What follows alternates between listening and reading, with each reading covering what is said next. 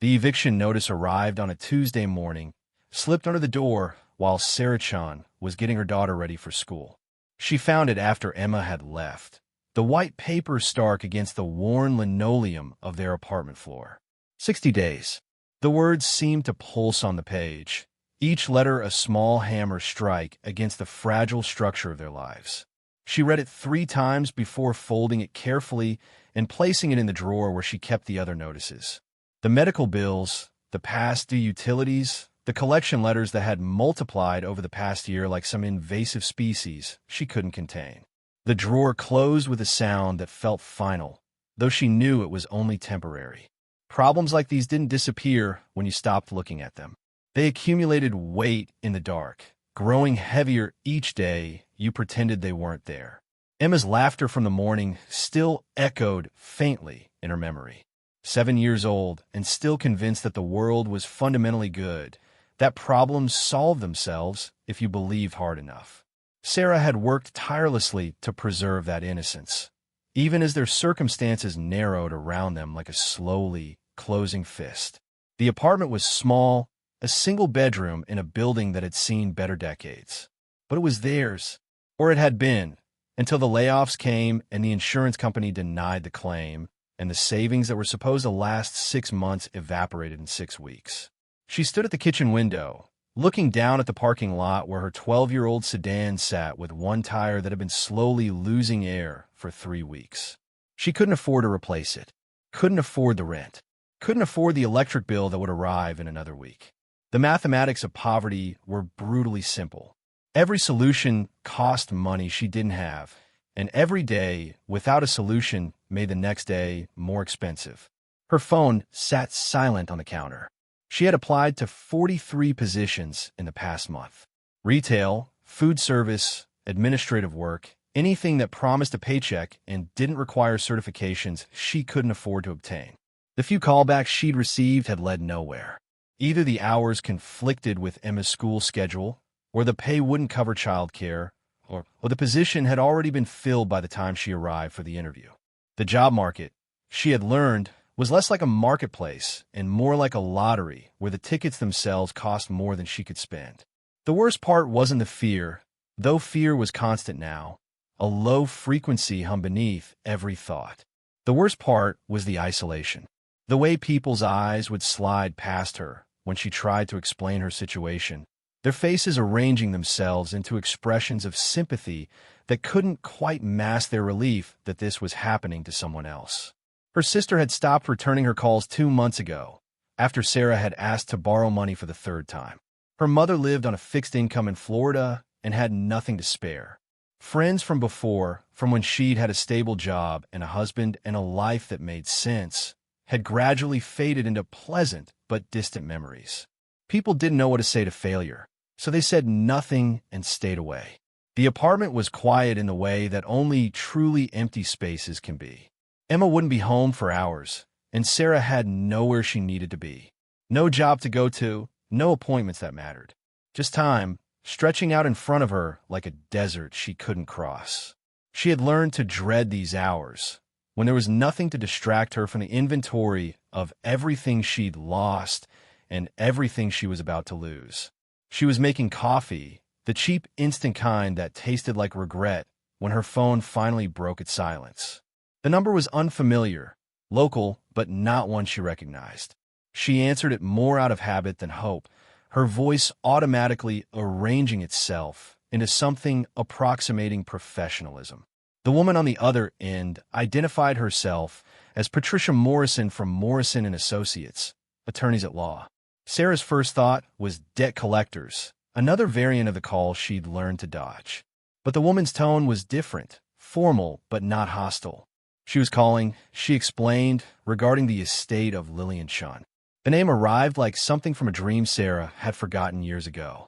Lillian Chun, her father's aunt, a woman Sarah had met perhaps twice in her entire life. Once at a family reunion when Sarah was 10, a stern figure in a wheelchair who had spoken very little and watched everything with eyes that seemed to calculate the worth of every person in the room. And once at her father's funeral, briefly, before disappearing back into whatever solitary existence she maintained. Sarah hadn't thought about her in years, hadn't known she was still alive, and certainly hadn't expected to hear her name from an attorney's lips.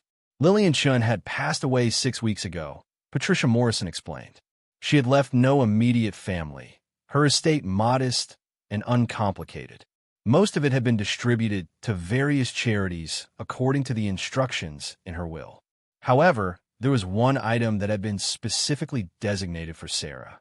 A steamer trunk that had been in storage for decades, something Lillian had wanted Sarah to have for reasons the attorney could not explain. The will contained no explanation, only the instruction. Sarah found herself gripping the phone more tightly than necessary, her mind struggling to process this information. An inheritance. The word carried weight, suggested value, possibilities that felt dangerous to consider. But even as hope tried to take root, practical experience crushed it immediately. A steamer trunk. Old, forgotten, stored away for decades. Whatever was inside was almost certainly worthless. Old clothes, documents, photographs, the kind of sentimental debris that accumulated in long lives and meant nothing to anyone except the person who'd saved it.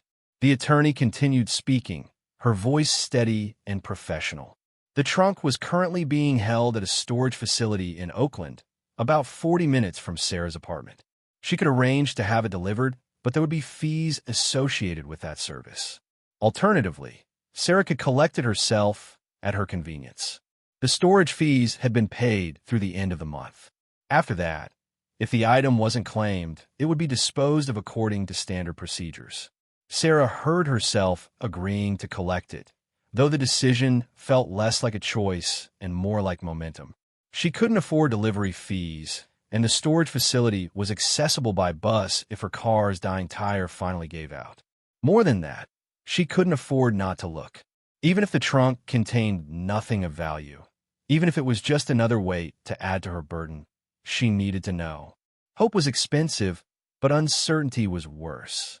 She ended the call and stood motionless in her kitchen, the morning light falling through the window in pale, geometric shapes that didn't reach the corners. An inheritance. The word kept circling back, impossible to dismiss. She thought about calling her sister, sharing the news, but stopped herself. Michelle would ask questions Sarah couldn't answer, would project expectations Sarah couldn't meet. Better to wait. Better to see what the trunk actually contained before inviting anyone else into this fragile possibility. The next 2 days passed in a fog of distracted routine. She took Emma to school, submitted more job applications that would probably go nowhere, avoided her landlord, and tried not to calculate how many meals they had left before the food budget ran completely dry. The trunk sat in the back of her mind like a locked box, its contents unknowable, its promise both alluring and almost certainly empty. On Thursday morning, she borrowed her neighbor's car after fabricating an excuse about a job interview. The neighbor, an elderly woman named Mrs. Kowalski who seemed to exist in a perpetual state of gentle suspicion, agreed reluctantly, extracting a promise that Sarah would return by early afternoon. The drive to Oakland was familiar territory, streets she'd traveled countless times when life was different, when driving somewhere didn't require borrowing vehicles or calculating the cost of gasoline against the value of the trip. The storage facility was exactly what she expected. A sprawling complex of identical units painted industrial beige, surrounded by chain-link fencing and security cameras that probably didn't work. The office was a small prefabricated structure near the entrance, its interior cluttered with filing cabinets and the smell of old coffee. The man behind the desk was in his 60s, his face arranged in an expression of permanent disinterest that didn't change when Sarah explained why she was there. He checked her identification with the slow deliberation of someone who had nothing else to do, then produced a key attached to a large plastic tag. Unit 247, he informed her, pointing vaguely toward the back of the complex. She needed to bring her own vehicle around. The units weren't accessible from the main office. He returned to whatever he'd been doing before she arrived, the interaction already forgotten. Unit 247 was in the oldest section of the facility, where the buildings showed their age in rust stains and weathered paint. Sarah pulled up to the unit and sat for a moment, her hands resting on the steering wheel, before forcing herself to get out. The key turned smoothly in the lock, and the metal door rolled upward with a sound like distant thunder. The unit was small, maybe 8 by 10 feet, and almost completely empty. A few cardboard boxes sat stacked in one corner, their surfaces furred with dust. Against the far wall, covered with a tarp that had once been blue but had faded to something colorless, sat the trunk. It was larger than she'd imagined. Not enormous, but substantial. The kind of trunk that had once accompanied travelers on ocean voyages, built to withstand rough handling and protect its contents through months at sea. The tarp had protected it from the worst of the dust, but even so, decades of abandonment showed in every surface. The metal hardware was tarnished nearly black, and the leather handles had cracked and stiffened with age. She approached it slowly, aware that this moment carried a weight that was probably undeserved. It was just a trunk, old, forgotten, almost certainly empty of anything valuable. But it was also the only thing anyone had left her in years. The only suggestion that she'd been thought of, remembered, deemed worthy of even this small consideration. The trunk was too heavy to lift alone. She tried, bracing herself and gripping the handles, but it barely shifted. Whatever was inside had weight. That was something, at least. She found a furniture dolly in the corner of the unit, probably left by some previous renter, and managed to angle the trunk onto it after several attempts that left her sweating despite the cool air. Getting it into the car required creativity and stubbornness. She lowered the back seats, cleared everything from the trunk of the vehicle, and spent 20 minutes levering and pushing until the steamer trunk was finally secured. It filled the entire cargo area, its bulk somehow making Mrs. Kowalski's modest sedan feel even smaller. She returned the key to the disinterested man in the office and drove back toward her apartment with a strange mixture of anticipation and dread. The trunk behind her seemed to radiate presence, as if its contents were already demanding attention. She tried to manage her expectations, to remind herself that hope was dangerous when resources were this scarce. But something about the weight of it, the solidity, refused to be dismissed as easily as she wanted.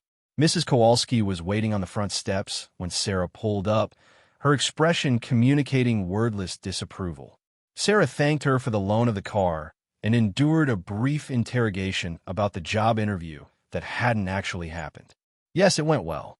No, she wouldn't know for several days. Yes, she'd keep Mrs. Kowalski informed. The lies came easily now, worn smooth by repetition. Getting the trunk up to her third-floor apartment was its own ordeal. She enlisted the help of a teenager from down the hall, promising payment she couldn't afford and would probably have to default on later. Together, they wrestled it up 3 flights of narrow stairs, pausing at each landing while Sarah caught her breath and tried not to think about what her back would feel like tomorrow. By the time they maneuvered it through her apartment door and into the cramped living room, she was exhausted, and the trunk's presence felt less like a gift and more like an intrusion. She paid the teenager with the last $20 bill in her wallet, money she'd been saving for Emma's school supplies, and closed the door behind him. The apartment suddenly felt even smaller with the trunk occupying the space between her second-hand sofa and the television that only worked when it wanted to. It sat there like an accusation, dark and silent, waiting. Sarah didn't open it immediately. She made herself a cup of tea she couldn't taste, checked her email for job responses that hadn't arrived, and tried to convince herself that she wasn't stalling. But she was. Because once she opened the trunk, once she confirmed that it contained nothing of value, this brief moment of possibility would end. And she wasn't ready for that yet. The afternoon light was fading when she finally knelt beside the trunk and examined the latches. They were corroded but functional, requiring only moderate pressure to release. The leather straps that had once secured the lid had rotted away almost completely, leaving only fragments attached to tarnished buckles. She placed her hands on the lid, feeling the cold metal beneath her palms, and lifted. The hinges protested, their voices hoarse with disuse. But the lid rose smoothly once she overcame the initial resistance. The smell that emerged was not unpleasant, just old. Aged fabric and leather, and the particular mustiness of things that had been sealed away from light and air for decades. She had to blink several times before her eyes adjusted to the trunk's dim interior. The contents were disappointingly ordinary. Clothes mostly. Dresses and blouses from another era, their fabrics heavy and formal. A wool coat with buttons that looked like polished stone. Gloves. Shoes with a style Sarah didn't recognize. Beneath the clothing, wrapped in tissue paper that disintegrated at her touch, were books. Old hardcovers with cloth bindings and titles in languages she didn't understand. A photo album, its pages brittle and threatening to crack. Jewelry that might have been costume pieces or might have been real. Sarah couldn't tell. She sat back on her heels, feeling the last fragments of hope crumble away. This was what she'd inherited. A trunk full of someone else's memories, artifact from a life that had ended, possessions that meant nothing to anyone except the woman who'd saved them. There was probably some sentimental value here, family history that she should preserve for Emma. But there was no money, no solution, just more weight. She reached back into the trunk to remove the photo album, thinking she should at least look through it, honor the inheritance by acknowledging its contents. As she lifted it out, something shifted beneath it. Not the soft give of more fabric, but something solid. She set the album aside and pushed away the remaining layers of clothing, digging deeper. Her fingers touched wood. Smooth, finished wood that didn't belong with the rest of the trunk's contents. She cleared away more of the clothing, working faster now, and revealed a wooden platform. No, not a platform. A false bottom. It was expertly fitted, its edges flush with the interior walls of the trunk, indistinguishable from the trunk's actual base unless you were looking for it. The wood had been stained to match, and the seams were nearly invisible. If she hadn't been removing everything from the trunk, if the photo album hadn't shifted at exactly the right angle, she would never have noticed it. Her pulse accelerated, though she tried to suppress the reaction. False bottoms in trunks weren't that unusual, especially in older pieces. People hid things, valuable documents, or sentimental items they wanted to keep separate from everyday belongings. It didn't mean there was anything important beneath this one, but her hands were already searching for the mechanism, fingers tracing the edges, looking for the catch that would release it. She found it in the front right corner. A small wooden peg that looked like decorative trim, but shifted when she pressed it at the correct angle. Something inside the trunk clicked, and the false bottom lifted slightly, just enough to get her fingers underneath. She paused there, kneeling in front of the open trunk with her hands resting on the edge of the false bottom, aware that she was probably about to be disappointed again. The universe didn't work this way. Poor single mothers struggling to keep their apartments didn't stumble into hidden treasures. That was the kind of thing that happened in stories, not in the grinding machinery of actual poverty. But her hands lifted the false bottom anyway, because what else was she going to do? Beneath it, filling the entire hidden compartment, were rows of small fabric pouches. Dozens of them, arranged in neat rows, each one tied shut with a drawstring. The compartment was deep, at least 8 inches, and it was completely filled. She reached in and lifted one of the pouches, feeling its weight in her palm. It was heavier than it looked, the fabric worn soft with age. She loosened the drawstring and tilted the pouch over her hand. 5 coins slid out into her palm, each one catching the fading afternoon light. They were old, that much was immediately apparent. Not the kind of old you found in pocket change, but genuinely ancient.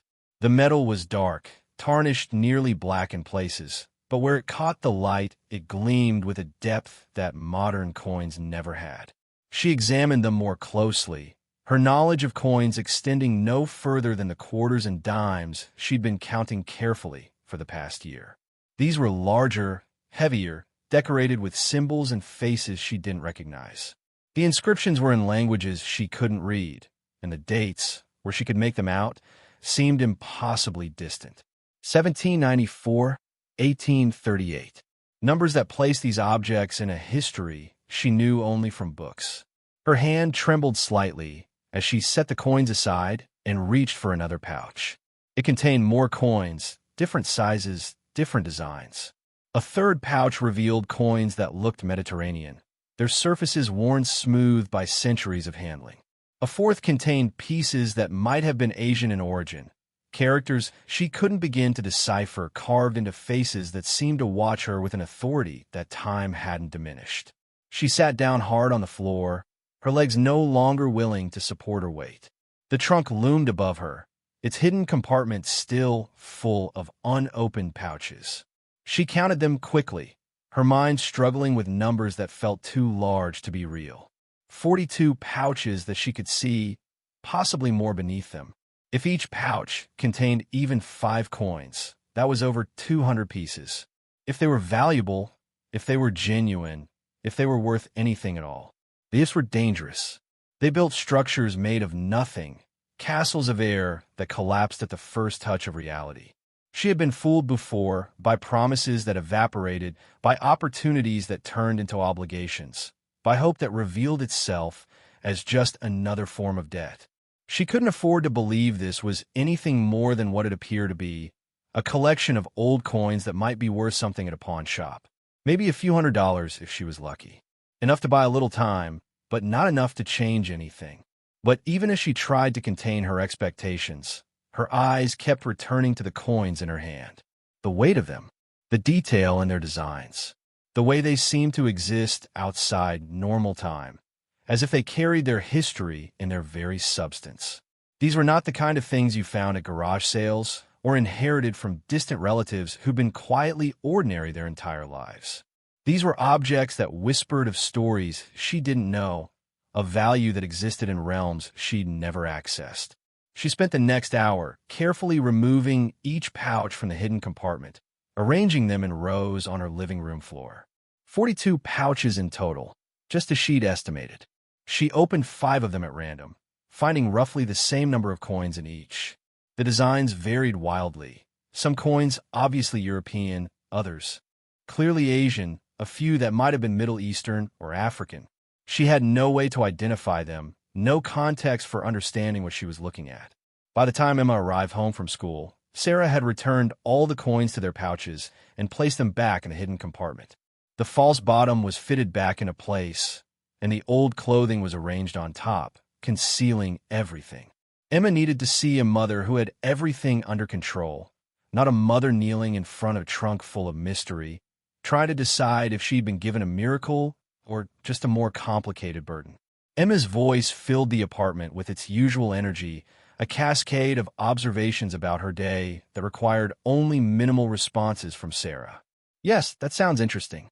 Really? How'd that make you feel? I'm glad you had fun. Sarah moved through the familiar choreography of after-school routine, preparing a snack, helping with homework, listening to stories, all while the trunk sat in the corner of her vision like a presence that refused to be ignored. That night, after Emma was asleep, Sarah sat at her kitchen table with her laptop and began to search. She had no idea where to start, so she started everywhere. Rare coins, antique currency, numismatics, a word she'd never heard before tonight. The internet offered a bewildering landscape of information, auction results showing coins selling for hundreds of thousands of dollars, forums where collectors argued about grading and authenticity with a passion she'd only seen in people discussing religion. She took photos of a few of the coins with her phone, though the lighting in her apartment was poor and the images came out blurry. She tried to find matches online, scrolling through endless galleries of ancient currency, but most of the coins she was seeing in those searches looked cleaner, more preserved than the ones in her possession. Hers were darker, more worn, bearing the kind of patina that came from genuine age rather than careful storage. Around midnight, she found an article about coin authentication, how to tell the difference between genuine pieces and clever reproductions. The weight was important, the author explained. Genuine old coins had a heft that modern fakes struggled to replicate.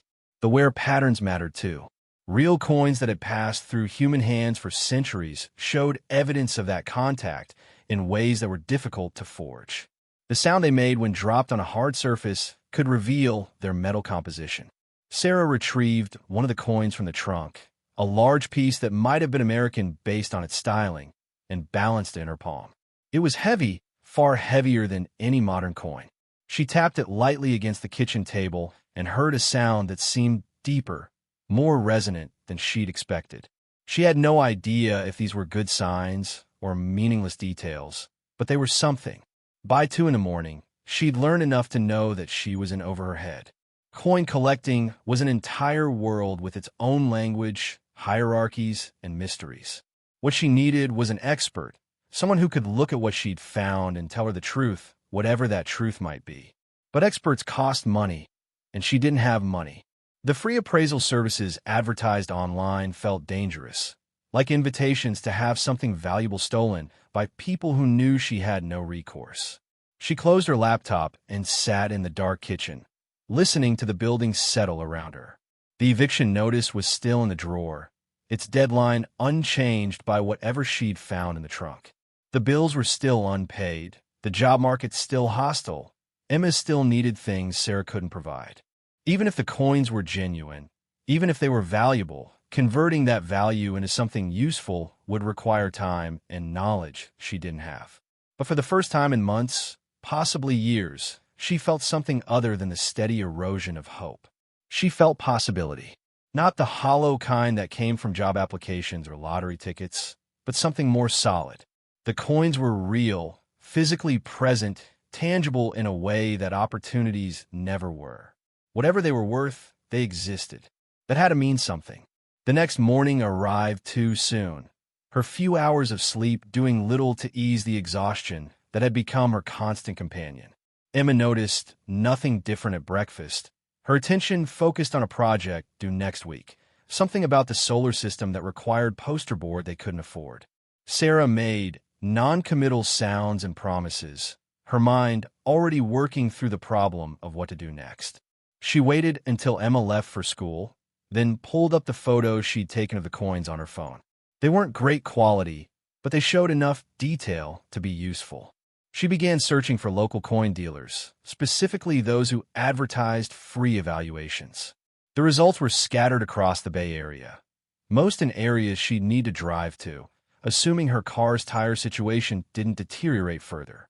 One name appeared repeatedly in online reviews. Hartley & Sons, a shop in Berkeley that had been operating for over 60 years. The reviews were mostly positive, customers praising their honesty and expertise, though several mentioned that they were conservative in their estimates. Conservative was fine. Sarah didn't need inflated promises. She needed truth. She called the number listed, and a man answered on the third ring. His voice was older, patient in a way that suggested he'd spent decades answering questions from nervous people who didn't know what they had. Yes, they did evaluations. No, there was no charge for looking. If they were interested in purchasing, they'd make an offer. If not, they'd tell her honestly what they thought the items were worth and where she might do better. Could she bring the items in? Today, if possible. They close at 5. Sarah agreed before she could talk herself out of it. She'd bring a few of the coins, nothing that would be obvious if she was carrying them on public transportation. A test to see if there was any substance to the possibility taking shape in her mind. She selected 5 coins from different pouches, choosing pieces that looked distinct from each other.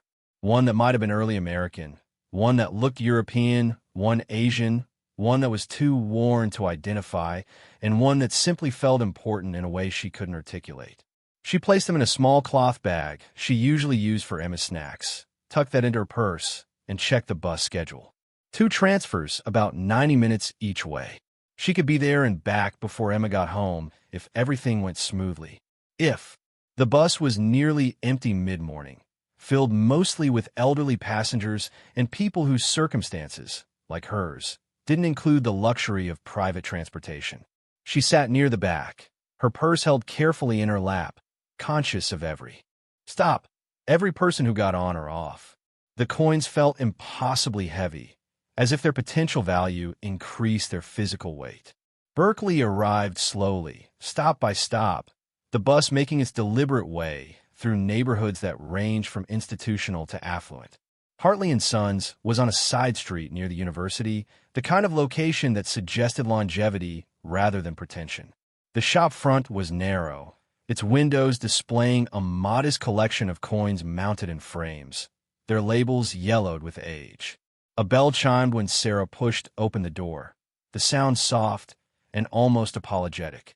The interior was dim, lit by lamps rather than overhead fluorescents, and every surface seemed to be covered with display cases or framed pieces mounted on walls.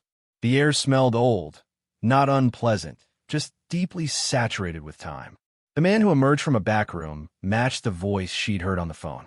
70s probably, tall and angular, with the kind of careful movements that suggested a lifetime spent handling fragile things. His name, he informed her, was Donald Hartley, though most people called him Don. His father had opened the shop in 1961. Don had been working here since he was 16. Sarah explained that she'd inherited some coins and wanted to know if they were worth anything. Her voice came out smaller than she'd intended, colored by embarrassment she couldn't quite suppress. Don nodded as if he'd heard this exact statement thousands of times before and gestured toward a work table near the front window. She removed the cloth bag from her purse and placed it on the table. Her hands shook slightly as she loosened the drawstring and poured the 5 coins onto a felt mat Don had set out. They landed with soft metallic sounds, spinning briefly before settling into stillness. Don's expression didn't change, which Sarah found both reassuring and terrifying. He reached for a jeweler's loupe and positioned it over one eye, then picked up the first coin with a pair of soft-tipped tweezers. He examined it from multiple angles, his face close to the surface, breathing slowly and steadily. The examination took several minutes, though Sarah couldn't tell if that was good or bad. He set down the first coin and picked up the second, repeating the process. Then the third. His movements were unhurried, methodical, betraying nothing. Sarah forced herself to breathe normally, to not project outcomes onto silence. When he finished examining the 5th coin, he set down his loupe and looked at her directly. "Where did you get these?" he asked, and his voice carried a different quality now, something sharper beneath the professional calm. Sarah explained about the inheritance, the distant aunt she'd barely known, the steamer trunk that had been in storage for decades.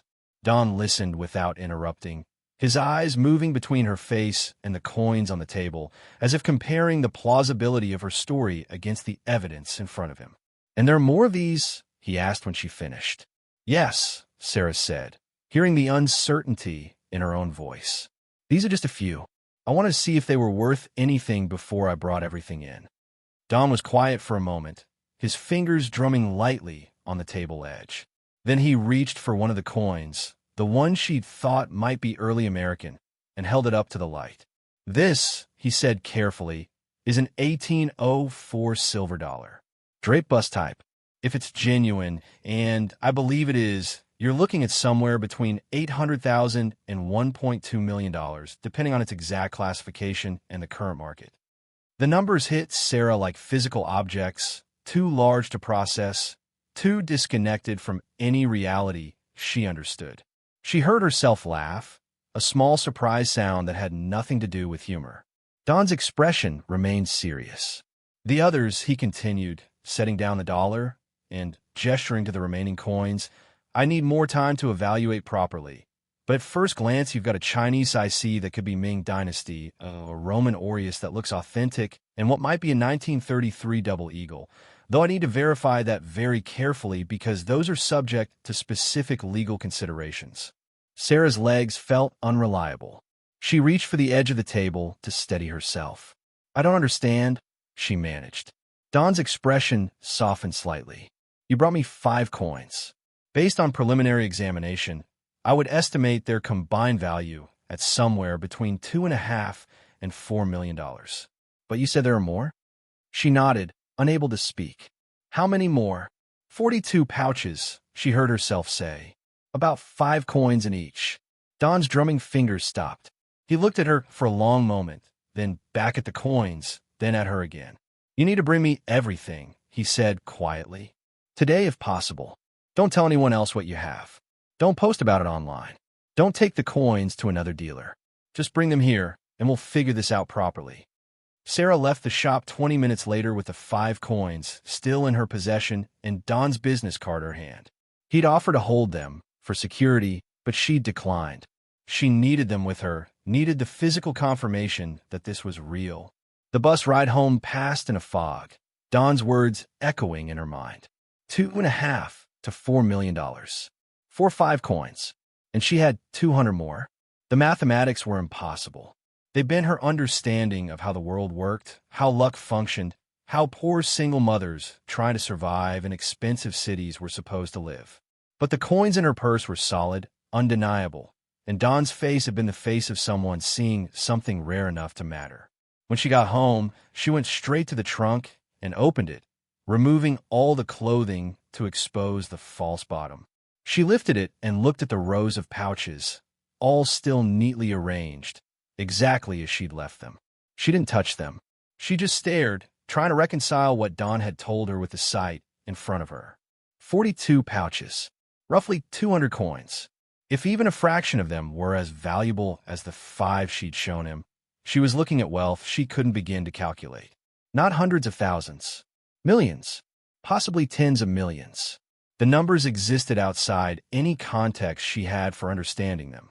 She closed the trunk carefully and sat on her sofa, her hands clasped tightly in her lap to stop them from shaking. The eviction notice was still in the drawer. Emma's school supplies were still unpurchased. The tire on her car still leaked slowly. All of those problems existed in the same building, the same moment, as a trunk full of coins worth more than she might earn in 1,000 lifetimes of the kind of work she'd been doing. The disconnect was so complete it almost felt like a hallucination. But the coins were real. Dawn's words were real.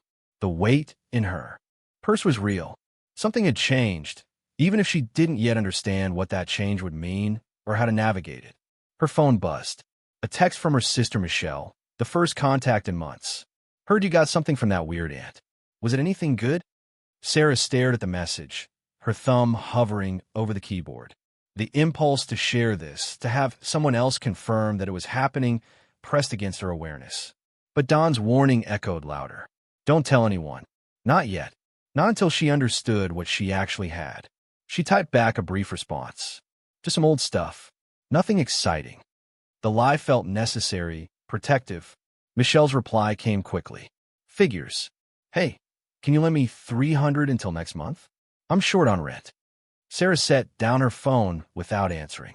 $300. A week ago, that request would have been impossible and agonizing. Now it felt like a test she needed to pass. She couldn't help Michelle yet. Not until she knew what was real. Not until she'd figured out how to convert possibility into certainty without making a mistake that would destroy everything. The afternoon dissolved into evening, and Emma came home full of stories Sarah only half heard. She made dinner from the dwindling supplies in her pantry, helped Emma with homework, went through all the familiar motions while her mind spun around the trunk in the corner and the impossible promise it contained. That night, after Emma was asleep, Sarah sat at her kitchen table and began making lists. Things she needed to know, questions she needed to ask, problems that would arise if the coins were genuinely valuable. Authentication, legal considerations, taxes, security, the sale process, how to convert coins into money people could actually spend. Every answer she found online led to 5 new questions, and beneath all of them ran a current of anxiety she couldn't silence. This was too big. She wasn't equipped for this. Women in her position didn't stumble into fortunes hidden in inherited trunks. There had to be a catch, a mistake, a revelation that would arrive and explain why everything Dawn had told her was wrong. The universe didn't work this way. It didn't rescue people drowning in circumstances they couldn't escape. It watched them drown and moved on. But the coins existed. That fact refused every argument her fear constructed. Tomorrow she would return to Hartley & Sons with everything. She would let Dawn examine all of it, verify what was real and what wasn't, separate hope from certainty. And then she would know, for better or worse. She would finally know what her distant aunt had actually left her, and whether this inheritance was salvation or just a more elaborate form of disappointment waiting to reveal itself. Sarah didn't sleep.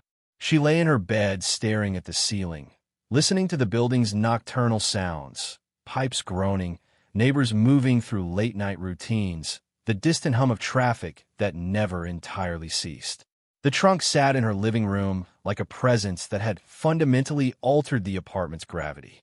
Everything in her orbit had shifted, though the shift was still invisible to anyone but her. At 4 in the morning, she gave up on sleep and made coffee in the dark kitchen. The coins she'd taken to Don's shop were still in her purse, and she retrieved them now, spreading them on the kitchen table under the dim light from the stove hood. They looked no different than they had yesterday, ancient and foreign and impossibly heavy. But Don's words had changed them somehow, transformed them from curious artifacts into objects that carried weight beyond their physical substance. $800,000 to $1.2 million. For one coin, the number still wouldn't settle into meaning. She made $38,000 a year at her last job before the layoffs. She'd thought that was decent money, enough to survive if she was careful. The gap between $38,000 and $800,000 was so vast it might as well have been the distance between planets. She thought about her parents, both gone now. Her father had worked in construction his entire adult life, coming home each evening with plaster dust in his hair and chronic pain in his joints. Her mother had been a teacher's aide, a job that paid almost nothing and demanded everything. Together they'd managed to keep their family housed and fed, but there had never been money for extras. Vacations were day trips. New clothes came to start of school years, and not before. The message, delivered through 1,000 small denials, was clear. Money was scarce, life was hard, and people like them didn't get ahead. They survived, and now she was sitting at a kitchen table with coins that might be worth more than her parents had earned in their combined lifetimes. The disconnect was so complete it felt like a violation of natural law, as if gravity had suddenly reversed, but only in her apartment.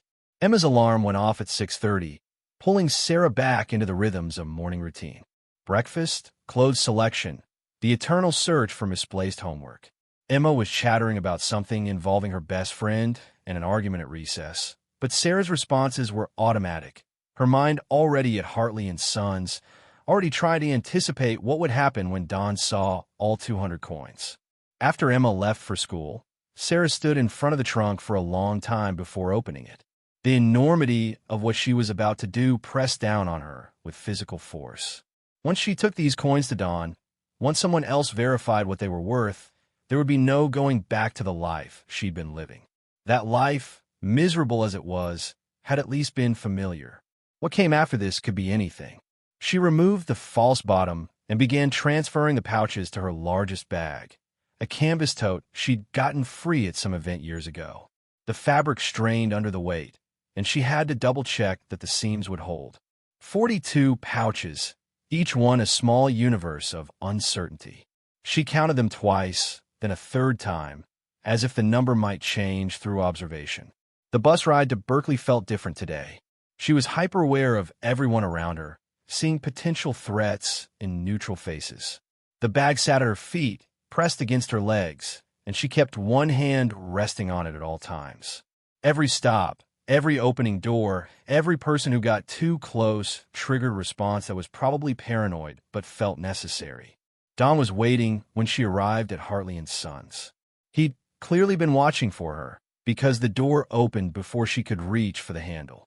Inside, another man stood near the work table, younger than Don, maybe 50, with the same careful movements and measuring gaze. Don introduced him as his son, Marcus, who specialized in ancient world coinage. Sarah lifted the bag onto the table and began removing pouches. Don and Marcus watched without speaking, their expressions controlled, but not quite successful at hiding their reaction. When all 42 pouches were arranged on the table, creating a landscape of worn fabric against dark felt, the room fell into a silence that felt dense enough to touch. "Mrs. Chen," Don said quietly, using the title, even though she'd never mentioned being married, "I'm going to need you to understand something before we begin. What you brought here is not a normal collection. If these coins are what I think they are, this is one of the most significant accumulations I've seen in 40 years of doing this work. We're going to need time, days, possibly weeks, and we're going to need to bring in additional experts for verification." Sarah nodded, though her throat had gone tight. "How long today?" she managed. "Several hours minimum. We'll do preliminary examinations, photograph everything, create an initial inventory. But I want to be very clear, you don't have to leave these here. If you're more comfortable taking them with you and returning in stages, we can work that way. This is your property, and you control how this proceeds. The offer was genuine. Sarah could hear that. But the thought of carrying this bag back through the city, of keeping all of this in her apartment, where anything could happen, felt more dangerous than leaving it with someone who actually understood what it was. "I'd like to leave them," she said. "If that's okay. If you can keep them secure." Don nodded. "We have a vault. Everything will be documented, photographed, and secured. You'll get receipts for all of it." "And Sarah?" He waited until she met his eyes. "Don't tell anyone about this yet. I mean that. Not family, not friends. Once word gets out that you have something like this, your life becomes complicated in ways that are hard to undo." She thought about Michelle's text, the casual request for $300. "Understand," she said. The examination process began with documentation. Marcus produced a camera with a serious lens and began photographing each pouch from multiple angles. Don entered information into a laptop, creating what he called a chain of custody record. Every action was methodical, deliberate, designed to create a paper trail that would hold up under whatever scrutiny might come later. When they finally began opening the pouches, Sarah was allowed to stay and observe. Don explained that this was unusual. Most dealers would ask clients to leave during evaluation, but given the circumstances, he wanted her to see everything. No surprises, no questions later about what had happened to specific pieces. The first pouch contained 5 coins that Marcus identified immediately as Chinese saises from the Qing dynasty. His hands moved over them with a reverence that spoke louder than any valuation. "These are museum quality," he said quietly, speaking more to Don than to Sarah. "The weight is right, the markings are consistent, the patina is exactly what you'd expect from pieces this old." Don made notes, took measurements, entered information into a database Sarah couldn't see. The second pouch revealed Roman denarii. Their silver surfaces dark with age, but their profiles still crisp. The third contained what Marcus called Spanish colonial pieces, minted in the Americas and used in trade throughout the 18th century.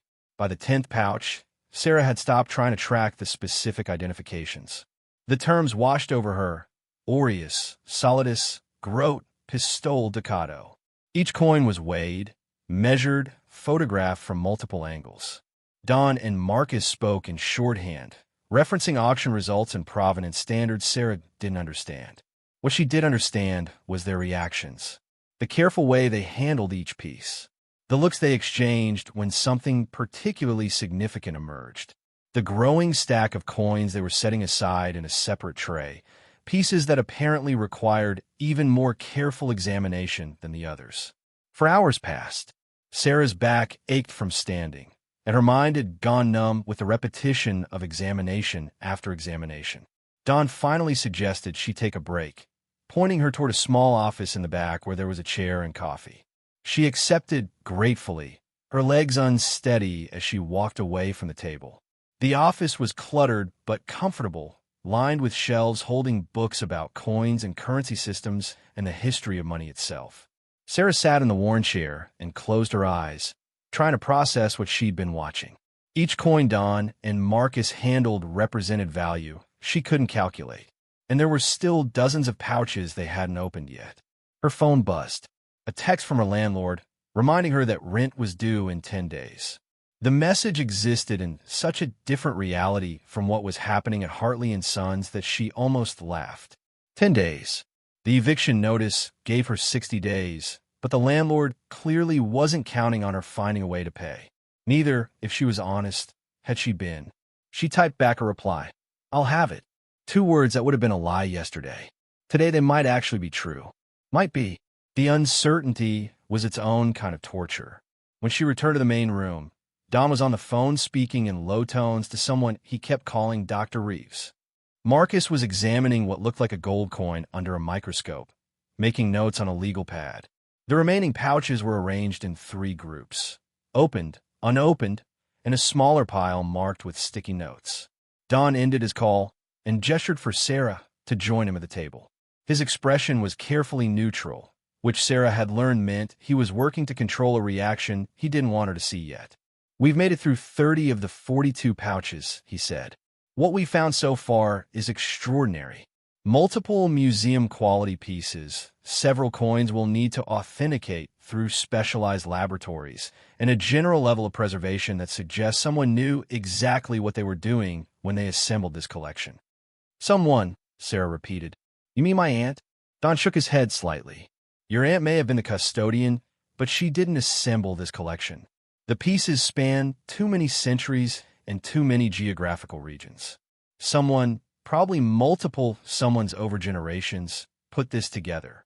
This is a collection that represents decades, possibly a century, of acquisition. Sarah tried to imagine Lillian Chun, the stern woman in the wheelchair, as part of a family legacy involving ancient coins from around the world.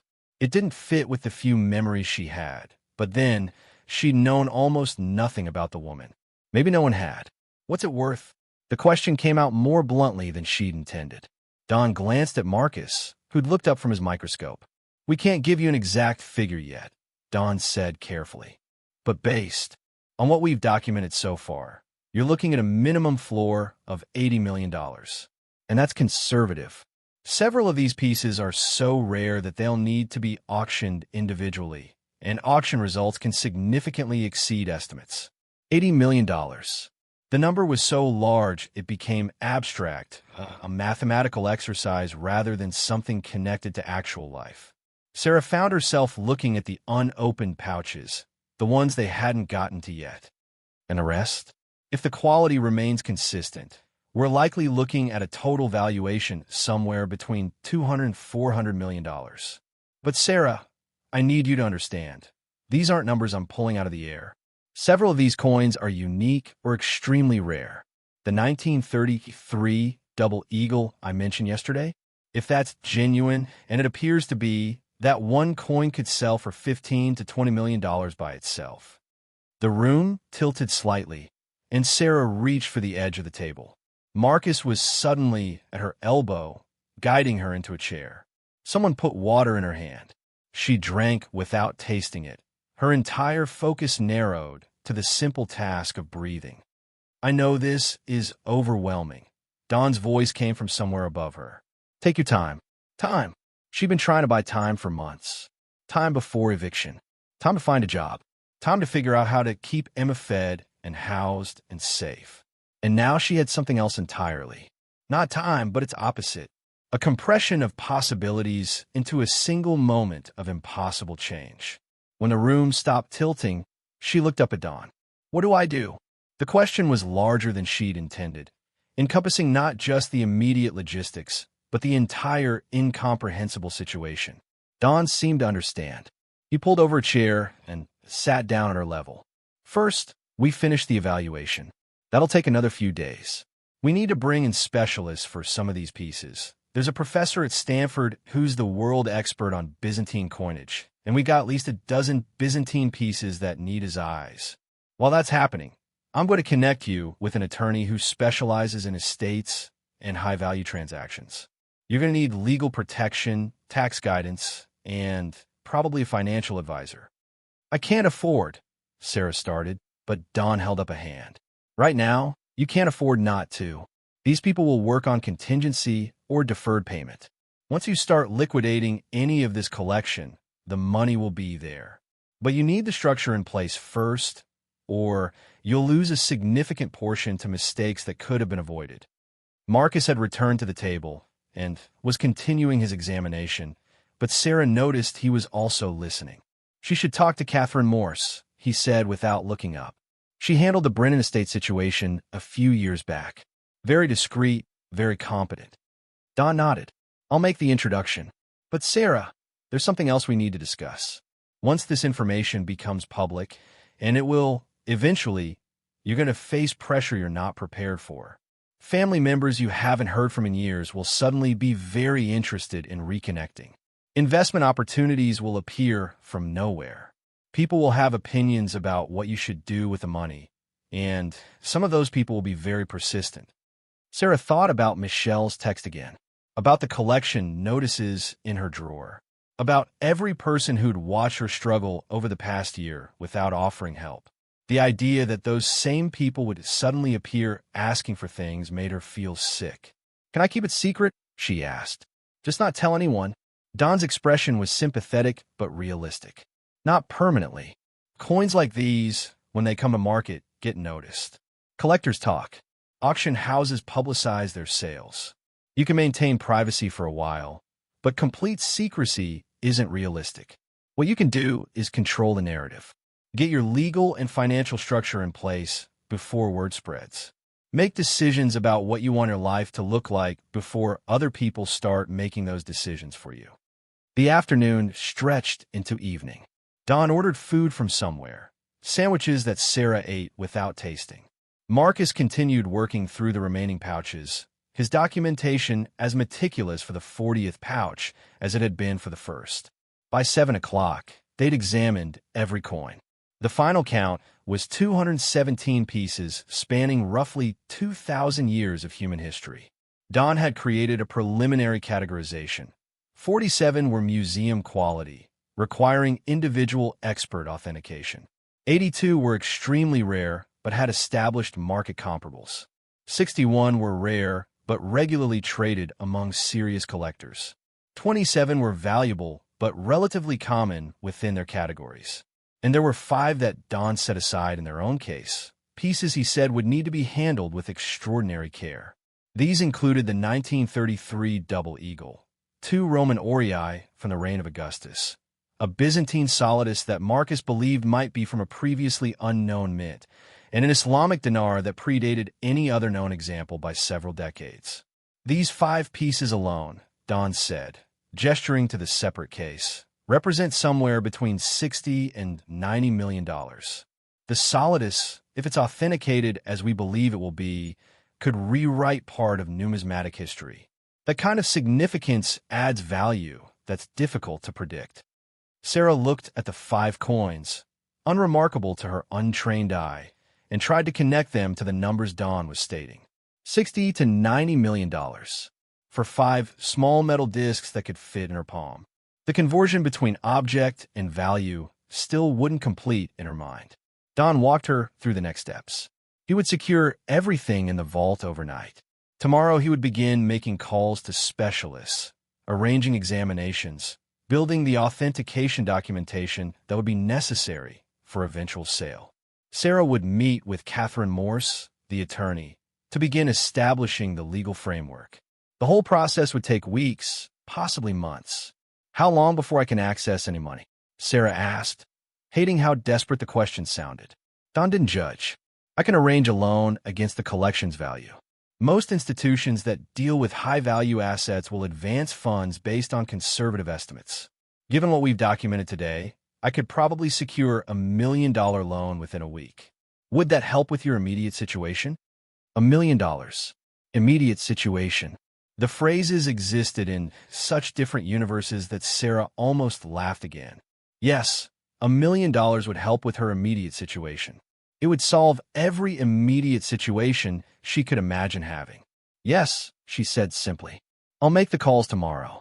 Don stood, signaling the end of the session. "Go home. Try to rest. Don't make any major decisions tonight.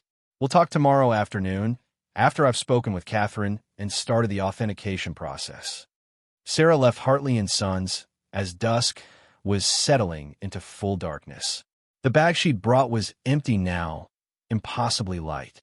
She carried only the receipts Don had given her, pages of documentation that represented 217 coins currently secured in a vault she'd never seen, protected by systems she didn't understand, worth amounts that still felt fictional.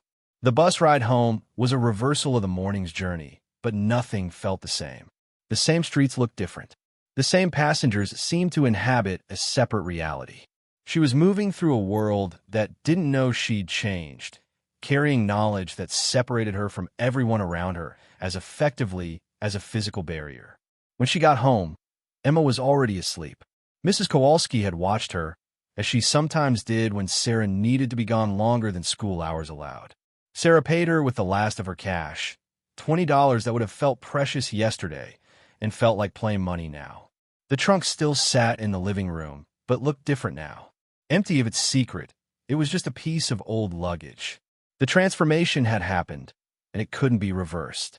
Whatever life came after this, it would have nothing to do with the life she'd been living 48 hours ago. She stood in the center of her small apartment, taking inventory. The furniture was secondhand and worn. The kitchen appliances were older than Emma. The carpet had stains she'd never been able to remove. All of it, everything she'd been struggling to keep, suddenly felt temporary. Not because she was being evicted, but because she could leave. The realization hit with unexpected force. She could leave. Today, tomorrow, whenever she wanted. She could find a new place, a better place. She could buy a car that worked. She could pay for Emma's school supplies without counting pennies. She could stop apologizing for existing in a world that demanded constant payment for the privilege. But the freedom felt like vertigo. She'd spent so long learning to navigate within narrow constraints that the absence of those constraints was disorienting. What did she want? What kind of life? She'd been so focused on survival that she'd stopped imagining anything beyond it. Her phone buzzed. Another text from Michelle. Did you get my message about the money? Kind of urgent. Sarah stared at the message for a long time. $300. Her sister needed $300, and Sarah could provide it. Not easily, not without sacrifice, but she could. Yesterday's version of her would have found a way, would have borrowed from somewhere else to help family, even family that had stopped helping her. But tomorrow she would have access to $1 million loan, and eventually to wealth that would make $300 invisible. The knowledge changed something fundamental about how she read her sister's message. The request that had seemed reasonable yesterday now looked different. Where had Michelle been when Sarah needed help? When the eviction notice arrived, when the utilities were being shut off, when Sarah was choosing between food and keeping the lights on? She didn't answer the text.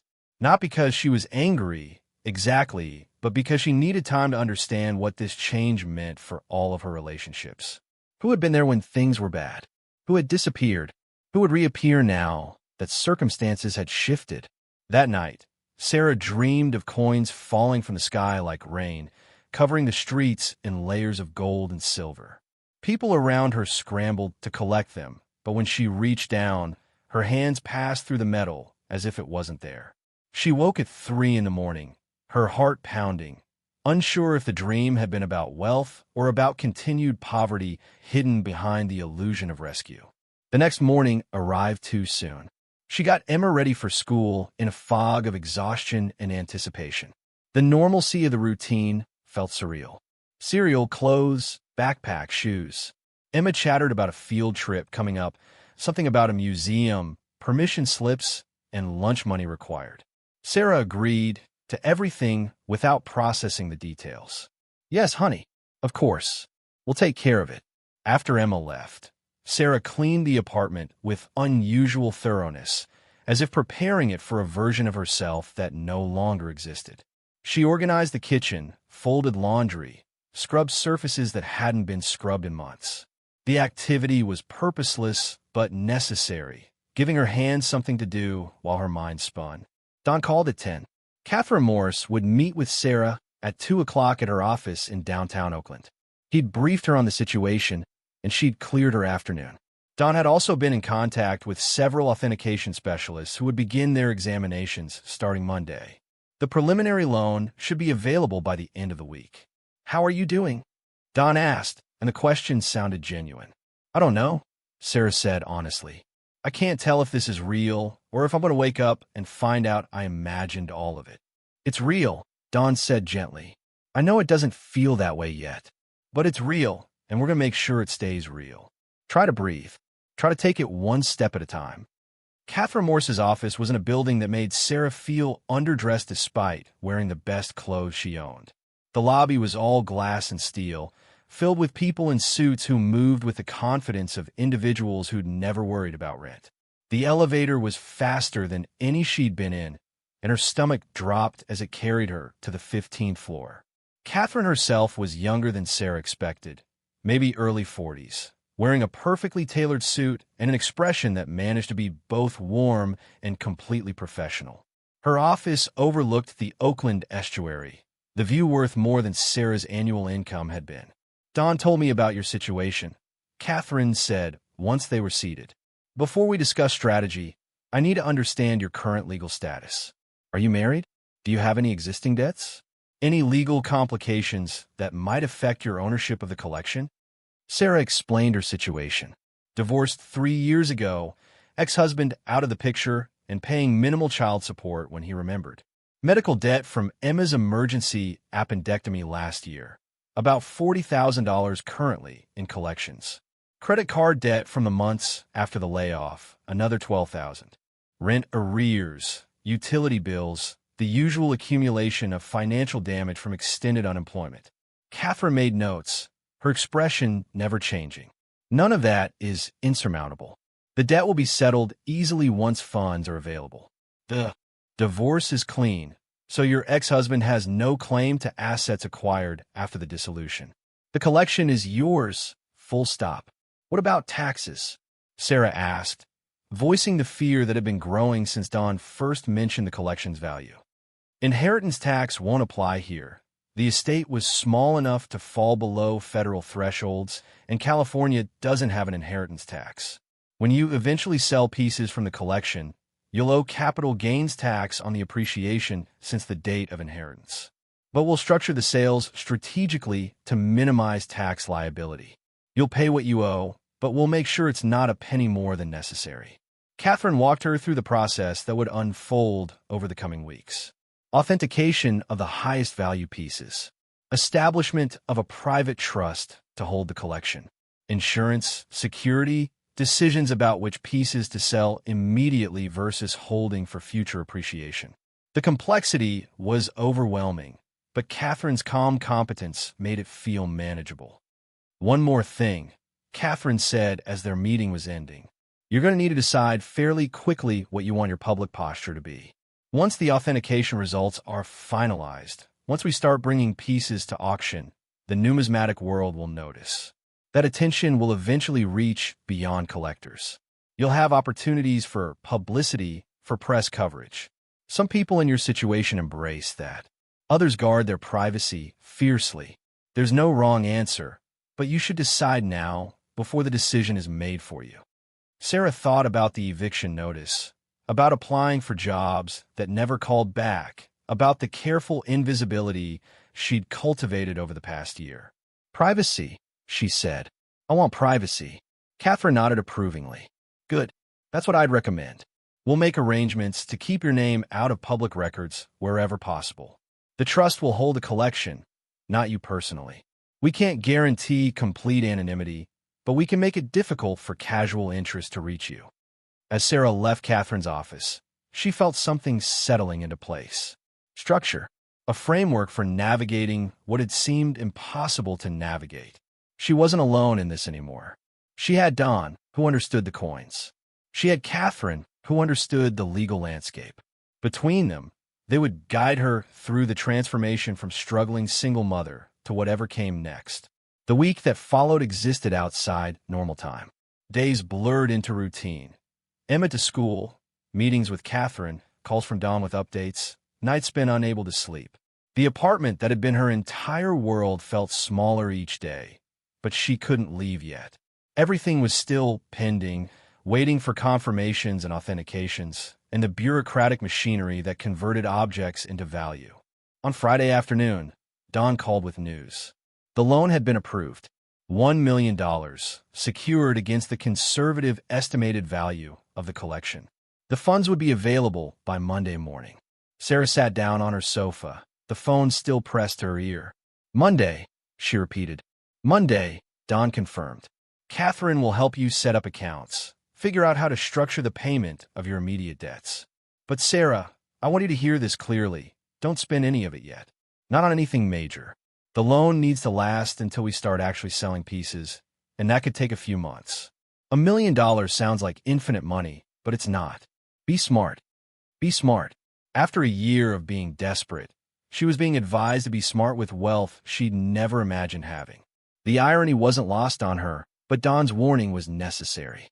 She'd seen enough stories about lottery winners and inheritance recipients who'd lost everything through bad decisions and predatory advisors. She wouldn't be one of those stories. That weekend, Sarah took Emma to the park and watched her play on equipment they'd visited dozens of times before. But now Sarah could see it differently. The worn paint, the cracked rubber surfacing, the overall air of deferred maintenance. She could fix this park if she wanted to. Not personally, but with enough money directed at the right city departments. She could fix a lot of things. The realization was followed immediately by caution. Dawn and Catherine had both warned her about this. The impulse to solve every problem, to help everyone who asked. Money at this scale came with responsibilities, but also with limits. She couldn't save everyone. She couldn't fix everything. Learning to say no would be as important as learning to say yes. Monday morning felt like the first day of a life she didn't know how to live yet. The $1 million appeared in an account Catherine had established. The numbers on Sarah's phone screen, so large they looked like an error. She stared at them for a long time, refreshing the banking app multiple times to confirm they were real. Her first calls were practical. She paid her landlord 3 months' rent in advance. Hearing the surprise in his voice when he confirmed the payment had cleared. She settled the electric bill, the water bill, the garbage bill. She paid off her credit cards in full, watching the balances drop to zero with something approaching disbelief. The medical debt took longer, requiring phone calls to multiple collection agencies and negotiations that Catherine's office handled on her behalf. By the end of the week, every debt she'd accumulated over the past 2 years was gone, erased, as if that entire period of struggle had been edited out of her financial history. But the external changes were simpler than the internal ones. Sarah found herself standing in grocery stores, frozen in place, unable to remember how to shop without counting every dollar. She'd put items in her cart, then remove them, then return them again, unable to break the habit of constant calculation. Emma wanted new shoes, and Sarah heard herself saying maybe later before catching the words and forcing herself to reverse them. Yes, today, any shoes you want. The apartment still carried the eviction notice in its drawer, technically active for another few weeks. Sarah pulled it out one evening and looked at it, this piece of paper that had represented the end of everything. She tore it in half, then in quarters, then kept tearing until it was confetti in her palm. The gesture felt both necessary and hollow. The notice could be destroyed, but the memory of what it had meant wouldn't shred so easily. 2 weeks after the authentication process began, Don called with preliminary results on the 5 most significant coins. His voice carried an excitement she hadn't heard before, professional restraint barely containing something bigger. Sarah, you need to sit down for this. She was already sitting, but she gripped the edge of her kitchen table anyway. Tell me, the Byzantine solidus is confirmed. Dr. Reeves at Stanford has authenticated it as a previously unknown mint, likely from a very brief period during the reign of Justinian II. That alone makes it one of the most historically significant coins in private hands. His estimate for auction is between $25 and $35 million. The number hit like a physical blow. $25 million for one coin. Don continued, his voice steady. The 1933 double eagle is genuine. There are only 13 known examples, and most are in museums or permanent collections. This is the first one to come to market in almost 20 years. The last one sold for $18 million. Given market appreciation, we're estimating $22 to $28 million for yours. Sarah realized she'd stopped breathing and forced herself to inhale. The 2 Roman aurii are both museum quality, 1st century, excellent provenance possibilities. Together, they should bring 15 to 20 million. The Islamic dinar is still being examined, but the preliminary assessment supports its significance. Another 15 to 20 million there. Sarah's calculator app was already open on her phone, but her hands were shaking too much to enter numbers accurately. What's the total?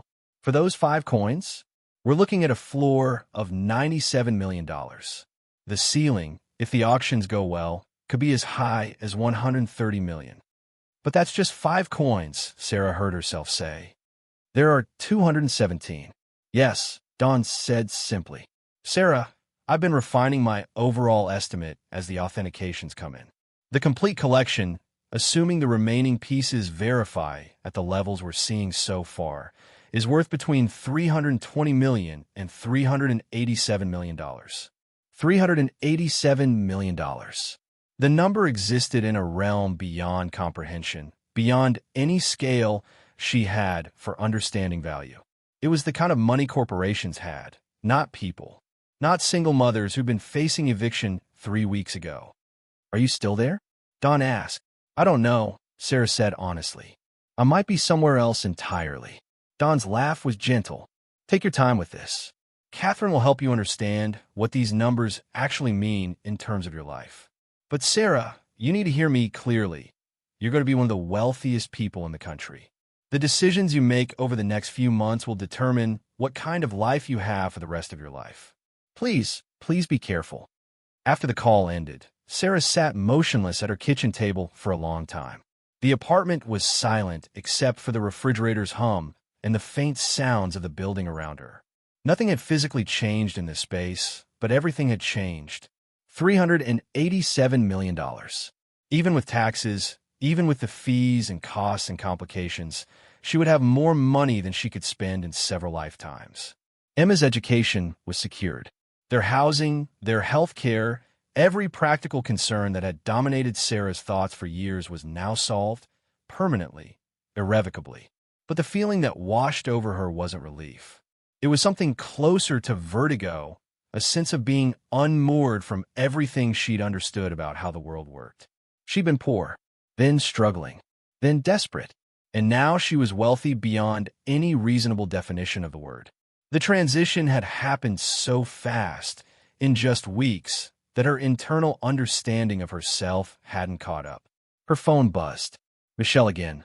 "Sarah, I really need that money. It's been 2 weeks. Can you help or not?" Sarah looked at the message for a long time before typing her response. "Can we meet for coffee tomorrow? I need to talk to you about something." The response came quickly. "Sure, but seriously, can you lend me the money?" "Tomorrow," Sarah typed. "We'll talk tomorrow." She wasn't ready yet to tell her sister. Wasn't ready to navigate what that conversation would mean, how it would change their relationship forever. Because it would change everything. Michelle would know Sarah could help.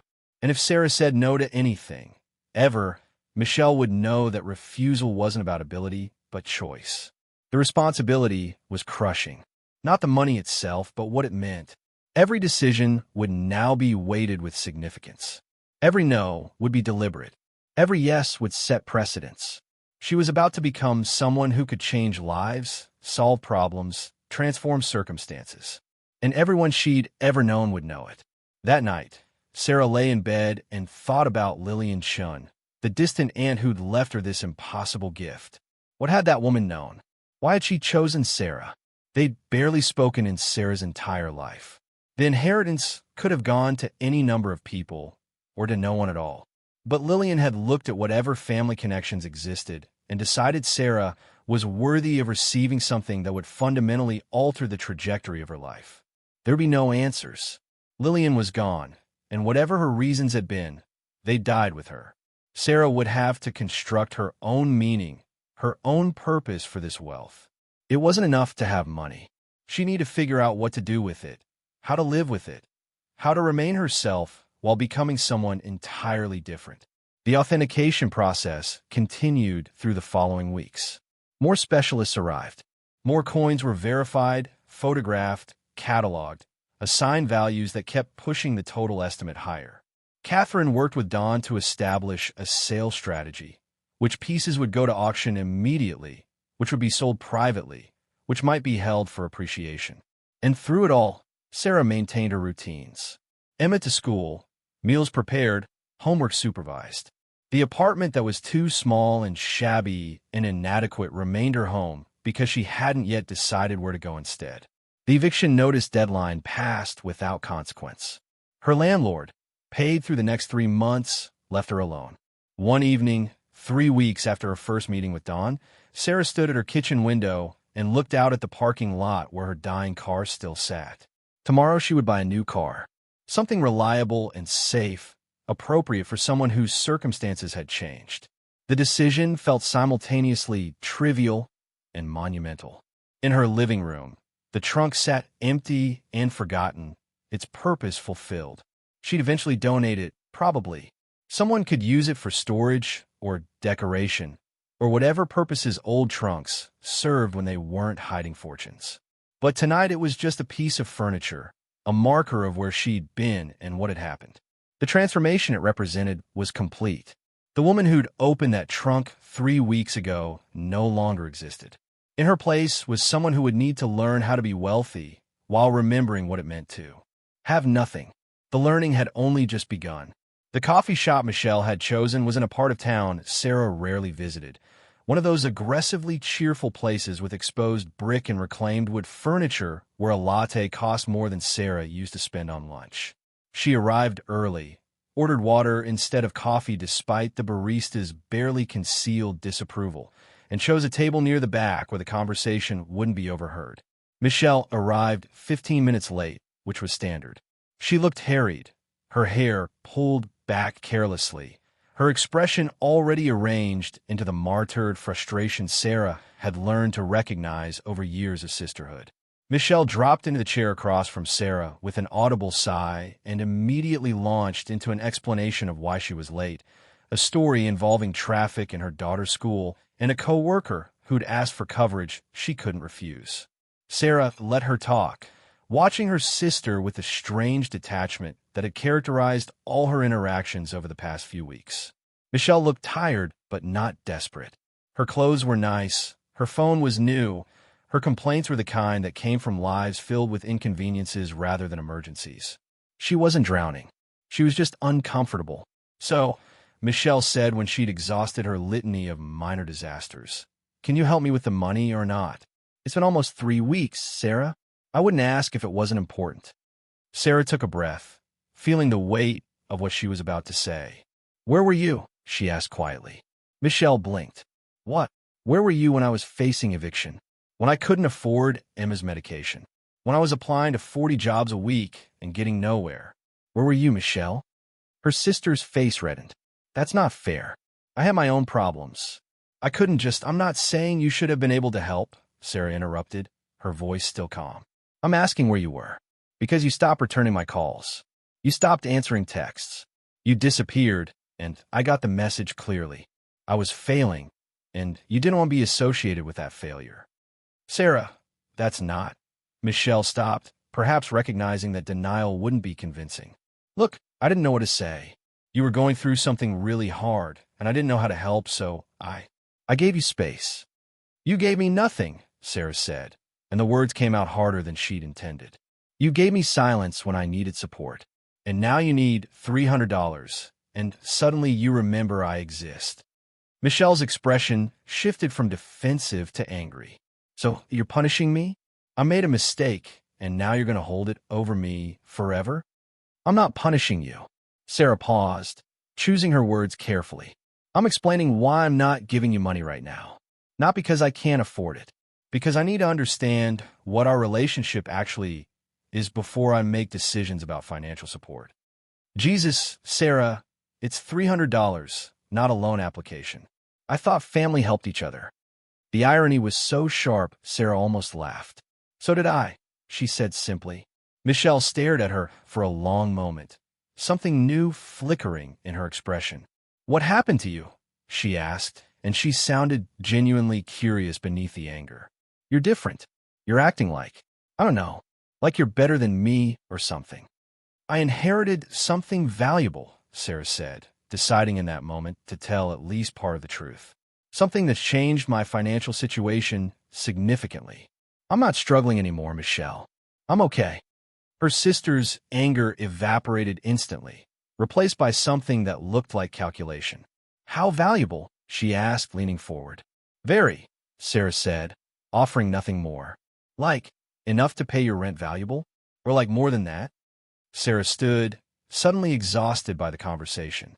"I need to go. I'll think about what you asked for, but I need time.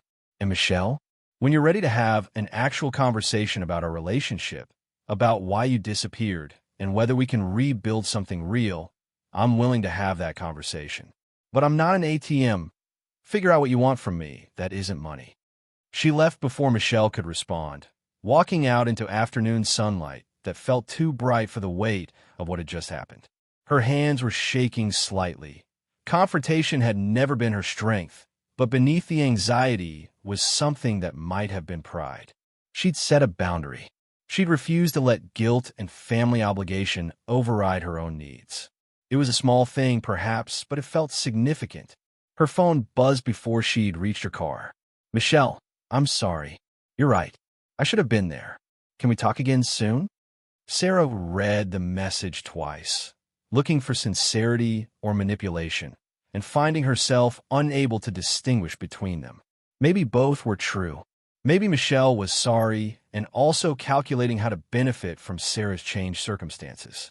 People were complicated that way. She typed back, "Yes. Soon." It was all she could offer right now. The drive home took her through neighborhoods in transition, old warehouses being converted to lofts, corner stores giving way to boutiques. Oakland was changing like every city, pushing people like her to the margins and celebrating the transformation as progress. Except she wasn't in the margins anymore. She could afford to stay, could afford to buy if she wanted to. The city couldn't push her out unless she chose to leave. The thought was still settling when her phone rang. Catherine Morse, calling with updates that had become a daily rhythm. The trust structure was finalized. The insurance policies were in place.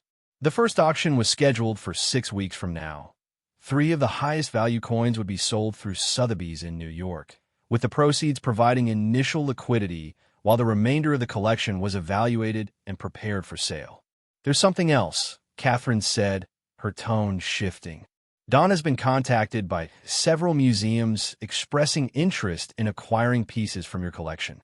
The Metropolitan, the Smithsonian, the British Museum. They're not making formal offers yet, but they're signaling interest. How do you feel about museum sales versus private collectors?" Sarah had been thinking about this question since Don first mentioned it. Museums meant the coins would be preserved, studied, made accessible to people who could learn from them. Private collectors meant higher prices but pieces disappearing into vaults, seen by no one. The choice felt symbolic of something larger. What kind of steward she wanted to be for wealth she hadn't earned. "I want some pieces to go to museums," she said. "Not all of them. I need the money, and I'm not going to apologize for that. But the historically significant pieces, the ones that could teach people something, those should be in museums if they want them. That's going to reduce your total return," Catherine warned. "Museums don't pay what private collectors will." "I know, but I have enough. More than enough. Some things should matter more than maximizing profit." Catherine was quiet for a moment. "That's the right answer," she said finally. "I'm glad you see it that way." After the call ended, Sarah sat in her parked car and allowed herself a moment of satisfaction. She was making good decisions. Not perfect ones, probably, but thoughtful ones that balanced her own needs against larger considerations. She was learning to be wealthy, and so far, she hadn't lost herself in the process. Emma was at a friend's house for the afternoon, giving Sarah rare hours of solitude. She spent them doing something she'd been avoiding, looking at houses. Not in her current neighborhood, where even improved finances wouldn't buy safety or good schools, but in areas she'd only driven through before, places where trees lined streets and children played on lawns without parents hovering anxiously nearby. The listings were staggering. Houses with 4 bedrooms and yards in good school districts, priced at amounts that would have been impossible a month ago, but were now easily manageable. She could pay cash if she wanted to. No mortgage, no monthly payments, just ownership free and clear. The concept was so foreign it felt like learning a new language. She bookmarked several properties to view later, then closed her laptop before the fantasy became too overwhelming. One step at a time. First the auction. Then the larger financial picture would become clear. Then she could make decisions about housing, about Emma's future, about what kind of life they wanted to build. The weeks until the auction passed in a blur of logistics and preparation. Don coordinated shipping the 3 coins to New York with a security detail that would have seemed excessive if the cargo had been anything less valuable. Catherine drafted documents and reviewed contracts and met with tax specialists to structure the sale for optimal after-tax return. Sarah signed papers, answered questions, and try to maintain normalcy for Emma's sake, even as their entire existence was being reorganized around them. She hadn't told Emma yet. How did you explain to a 7-year-old that your lives had fundamentally changed? That they would never have to worry about money again? That the modest life Emma had known was about to be replaced by something neither of them had prepared for? Sarah rehearsed the conversation dozens of times in her head and never found words that felt adequate. The auction itself was conducted remotely from California. Sarah watched via video conference from Catherine's office, with Dawn on another screen providing real-time commentary. The Sotheby's auction room in New York was filled with serious people holding paddles, their faces mostly neutral except for occasional flickers of interest when bidding intensified. The Byzantine Solidus went first. The bidding opened at $15 million and climbed quickly, two competing bidders driving the price higher in increments that made Sarah feel faint. When the hammer finally fell at $31.7 million, the room erupted in polite applause. Don was grinning on his screen. Catherine was making notes, her expression professionally controlled but clearly pleased. The 1933 Double Eagle sold next, reaching $24.3 million after a bidding war that lasted 7 minutes. The Roman Orei, sold as a pair, brought $18.6 million. Total proceeds from the 3 coins, $74.6 million. After auction fees, insurance, and other costs, Sarah would net approximately $67 million. $67 million from 3 coins, and she still had 214 pieces remaining. Congratulations, Catherine said when the auction feed ended. You're now officially one of the wealthiest women in California. Sarah excused herself to use the bathroom, where she sat in a stall and cried for 10 minutes. Not from happiness, exactly, though happiness was part of it. Mostly from relief, so profound it felt like a physical weight being lifted. The years of struggle, the months of desperation, the fear that had been her constant companion, all of it was over. Truly, permanently over. She would never be evicted. Emma would never go without. The future had opened into something vast and secure and entirely different from anything she'd imagined. When she returned to Catherine's office, composed but with eyes that still betrayed recent tears, the attorney smiled with unexpected warmth. It's a lot, she said simply. Let yourself feel it. You don't have to be stoic. The wire transfer arrived 3 days later. $67,243,812 appeared in the trust account. The numbers so large Sarah had to count the digits to comprehend them. She sat staring at her phone screen, refreshing the banking app repeatedly, half convinced it was an error that would be corrected and leave her back where she'd started. But the money didn't disappear. It sat there, real and stable, generating interest every day that exceeded what she'd earned in months at her old job. The mathematics of wealth operated on scales she was still learning to understand. Her first major purchase was practical. A house in Piedmont, a neighborhood she'd driven through but never imagined living in. For bedrooms, a yard with actual grass, a kitchen with appliances that worked. The school district was ranked among the best in the state. The neighborhood was safe enough that children rode bikes unsupervised, something Sarah hadn't seen in years. The price was $2.3 million, which would have been unthinkable a month ago, but now represented less than 4% of her current liquid assets. She paid cash. The transaction completed in 2 weeks, faster than she'd thought possible. When the keys were placed in her hand, she stood in the empty living room and tried to connect this space to the cramped apartment she'd been about to lose. The distance between those two realities was so vast, it felt like they existed in different universes. Emma's reaction when Sarah showed her the new house was everything Sarah had hoped for. Her daughter ran through empty rooms, her footsteps echoing, claiming a bedroom that was larger than their entire previous living space. Is this really ours? She kept asking. We get to live here. We get to live here, Sarah confirmed, and the certainty in her voice was new. Not tentative, not qualified by circumstances beyond her control. Just simple fact.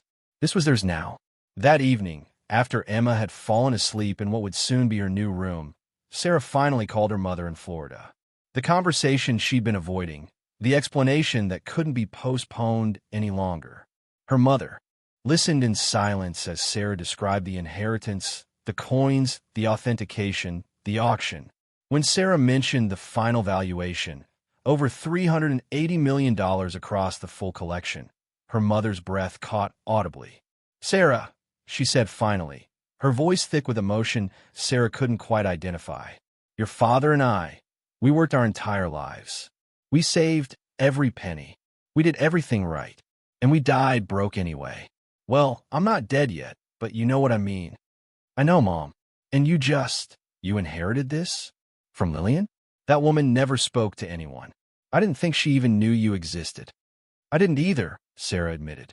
"I don't know why she chose me. Maybe she saw something, or maybe it was random. I'll never know." Her mother was quiet for a long moment. What are you going to do with it all?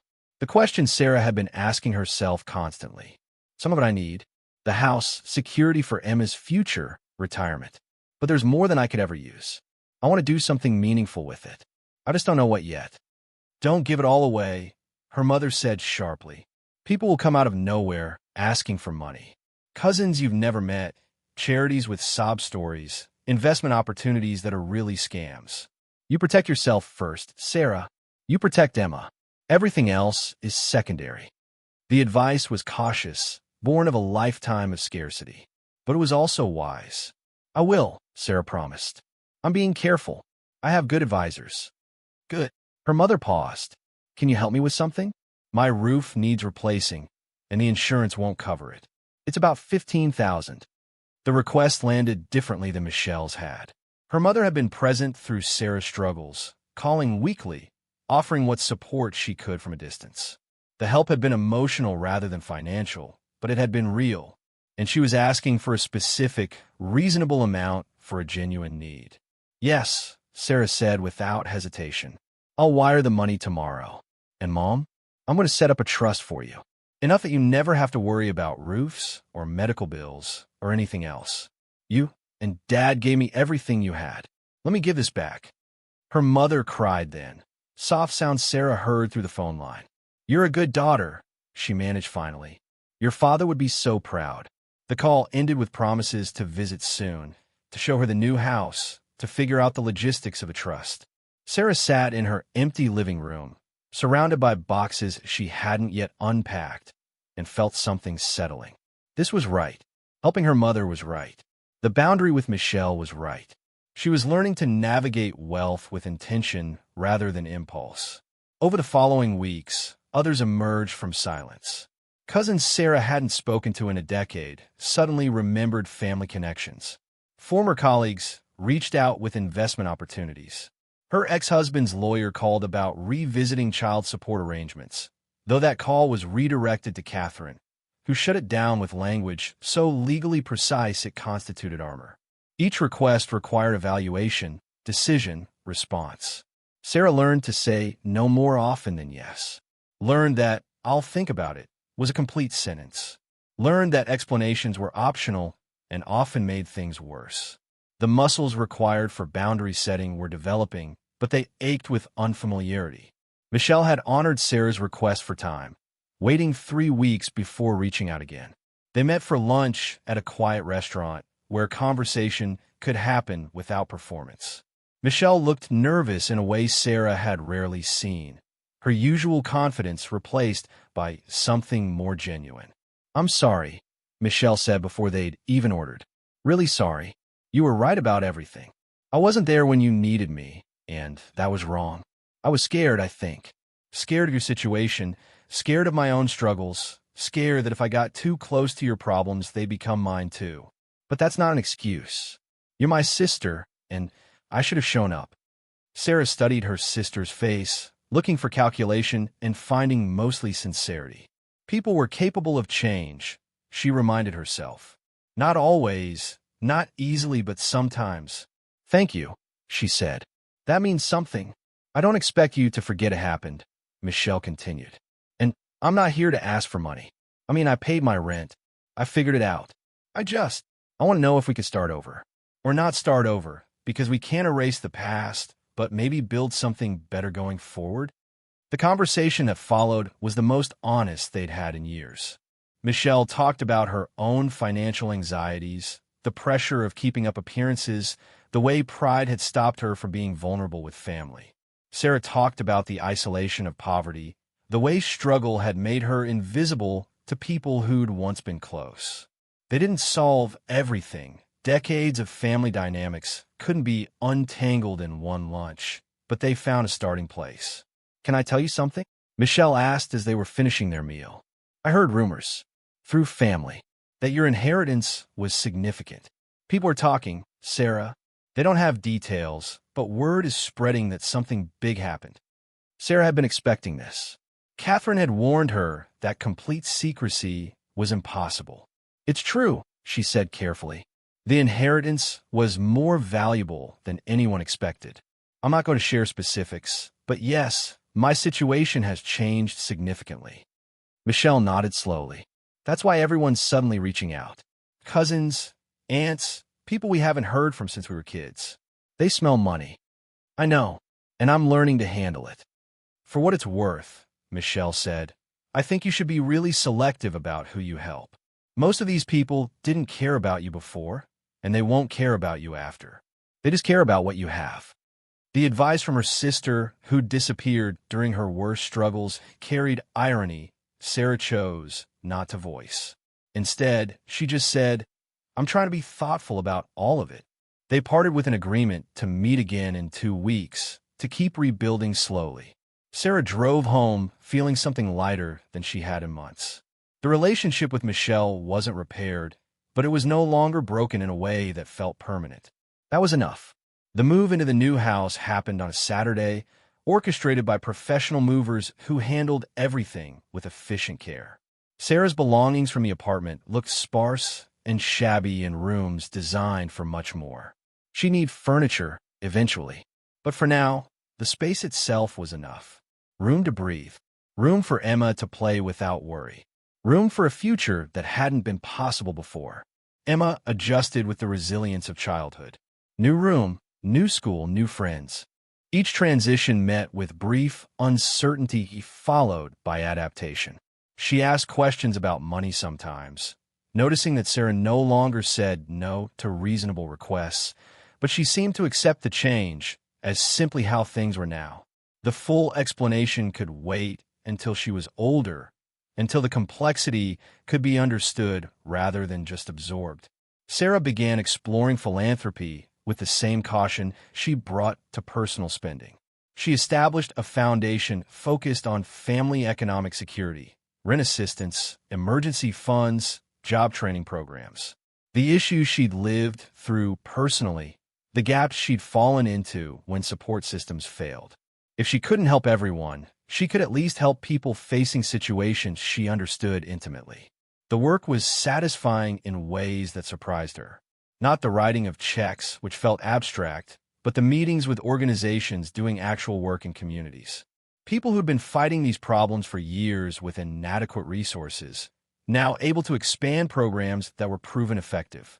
Sarah could see her money becoming something other than just money. It was becoming change, measurable and real. 6 months after opening the trunk, Sarah attended a charity gala Catherine had encouraged her to consider. An event supporting housing assistance programs, exactly the kind of cause Sarah had come to care about. She bought a table, invited her mother and Michelle and a few people from her foundation work, and wore a dress that cost more than she'd once spent on rent. The event was held in a hotel ballroom overlooking the bay. 300 people an evening were discussing problems most of them would never face personally. Sarah felt simultaneously part of this world and completely alien to it. The wealth was hers now, legally and practically. But the mindset of wealth, the casual assumption of security, the comfortable distance from consequences that hadn't taken root yet. Maybe it never would. During the program, several major donors were recognized for their contributions. Sarah's name was called. Her foundation had donated $500,000, one of the larger gifts. She stood briefly, accepting polite applause, then sat back down quickly. The recognition felt uncomfortable, performance of generosity rather than the private act she preferred. Afterward, during the reception, several people approached to introduce themselves. Wealthy donors, board members, others who operated in this sphere of institutional philanthropy. Most were perfectly pleasant, asking informed questions about her foundation's focus and offering connections to other organizations. A few were more transparently opportunistic, pitching projects or suggesting partnerships that would clearly benefit them more than anyone else. She was navigating one such conversation when a woman about her age approached with a directness that cut through the social pleasantries. "Sarah Chen," she asked. "I'm Jennifer Walsh. I heard about your situation through numismatic circles. I'm a collector myself. I want to tell you that what you're doing with the museum donations is remarkable. The Byzantine Solidus could have sold privately for significantly more, but placing it at the Met means scholars and the public will be able to study it. That matters." Sarah felt herself relaxing slightly. This was genuine appreciation from someone who understood the field. "Thank you." It seemed important that the historically significant pieces end up where they could do the most good. "Most people in your position would have maximized profit and not look back," Jennifer said. "The fact that you're thinking about legacy and access says something about your character. The collecting community notices these things." They talked for 20 minutes, Sarah learning more about the world of serious collectors and the ethics of accumulation versus stewardship. Jennifer never once asked about money or suggested Sarah should help with anything. It was just conversation between two people who happened to share an interest, however accidentally Sarah had acquired hers. The evening ended with Sarah feeling cautiously optimistic about the social dimensions of wealth. Not everyone was predatory. Some people operated with genuine values.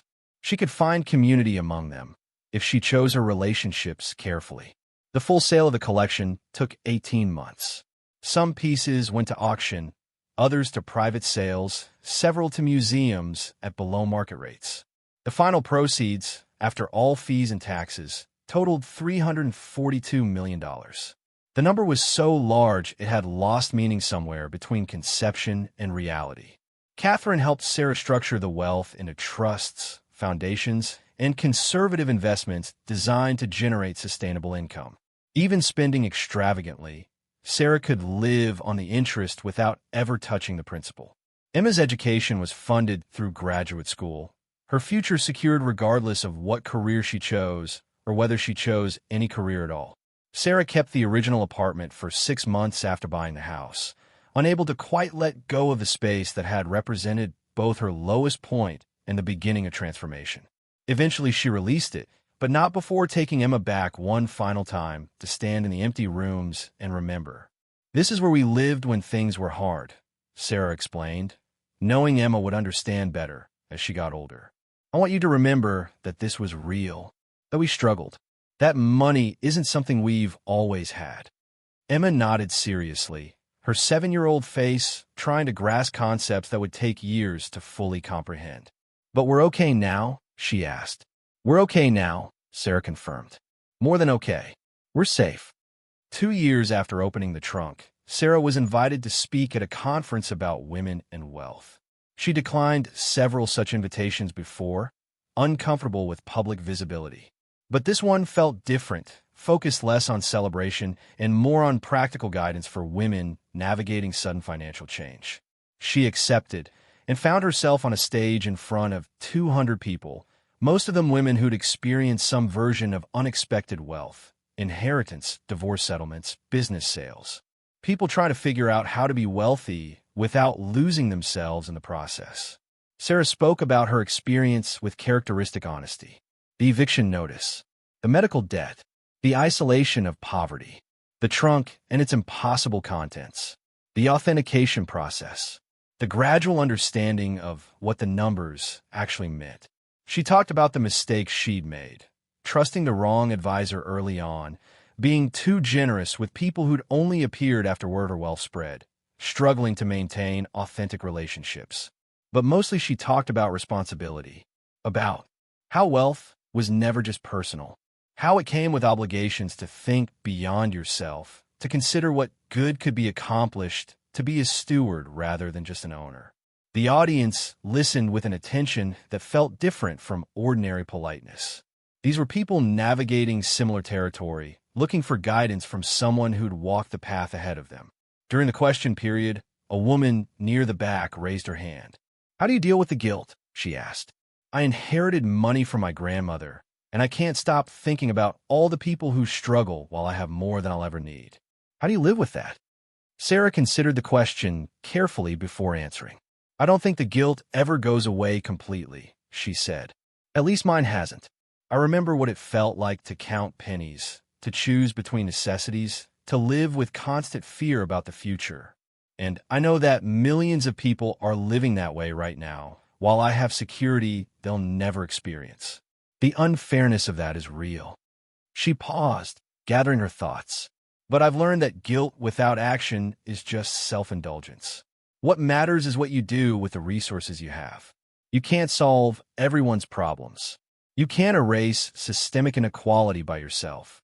But you can choose to use your wealth intentionally, to support work that matters, to be part of solutions rather than part of the problem. The guilt becomes motivation instead of paralysis." The woman nodded, and Sarah saw recognition in her face. They were all struggling with versions of the same question: how to be good people with resources that separated them from most of humanity's daily struggles. After the conference, several attendees approached Sarah with specific questions or just to share their own stories. She listened more than she spoke, learning that wealth came in countless forms and people navigated it in countless ways. There was no single right path, only decisions made with as much wisdom and integrity as you could manage, repeatedly, over time. That evening, back in her house in Piedmont, Sarah sat in the kitchen and looked at the photo album she'd retrieved from the trunk 2 years earlier. The brittle pages showed Lillian Chen at various ages, young and stern in photographs from the 1950s, older but still formidable in pictures from the 80s and 90s. There were no other people in most of the photos. Lillian alone, standing in front of buildings Sarah didn't recognize, holding documents Sarah couldn't read. A solitary life, Sarah thought. A woman who'd accumulated extraordinary wealth and kept it hidden, held it close, finally releasing it only in death to a distant relative she barely knew. What had Lillian wanted? What did she hope Sarah would do with the inheritance? The questions had no answers, but Sarah had constructed her own meaning anyway. She would be the steward Lillian might have been if circumstances had been different. She would use the wealth to create security for her daughter and opportunity for others. She would remember what poverty felt like even as she lived with comfort. She would try, every day, to be worthy of a gift she'd never expected and hadn't earned. Emma appeared in the doorway, ready for bed, clutching the stuffed bear that had survived from their apartment days. "Mom, can we get ice cream tomorrow after school?" Sarah smiled. "Yes, honey, we can get ice cream. And can we bring some Grandma? She's visiting this weekend, right?" "She is. And yes, we'll bring her some too." Emma nodded, satisfied, and returned to her room. Sarah heard her settling into bed, the sound of safety and routine and a childhood that would be so different from Sarah's own. Better in some ways, though she needed to work to ensure Emma understood that privilege required responsibility. Sarah returned to the photo album, studying Lillian's face in the pictures. "Thank you," she said quietly to the woman who was gone. "I don't know why you chose me, but I'm trying to honor it. I hope that's enough." The house settled around her, solid and secure. Outside, the neighborhood was quiet, the kind of quiet that came from safety rather than isolation. In her bank accounts, wealth continued to generate more wealth, numbers compounding according to mathematical laws that operated whether she paid attention or not. But the transformation that mattered most wasn't in the accounts or the house or the security Emma would grow up taking for granted. It was internal and ongoing. Sarah was learning to inhabit a life that bore no resemblance to the one she'd been living 2 years ago.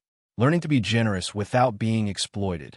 Learning to maintain boundaries while remaining open to genuine connection. Learning to use resources for good without assuming money solved everything. The journey wasn't complete. Probably it would never be complete. Wealth wasn't something you achieved and finished with. It was something you navigated every day, making choices that either reinforced your values or slowly eroded them. The only certainty was that the choices would keep coming. Sarah closed the photo album and placed it on a shelf where Emma would someday find it and ask questions. The steamer trunk itself had been donated to a museum, along with a detailed history of its contents and their significance. It would be displayed as an artifact of numismatic history, the hidden compartment revealed for all to see.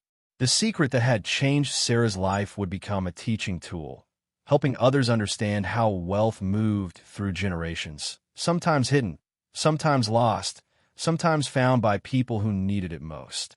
She checked on Emma one final time, her daughter asleep, peaceful, secure in a life that would give her opportunities Sarah had only dreamed of.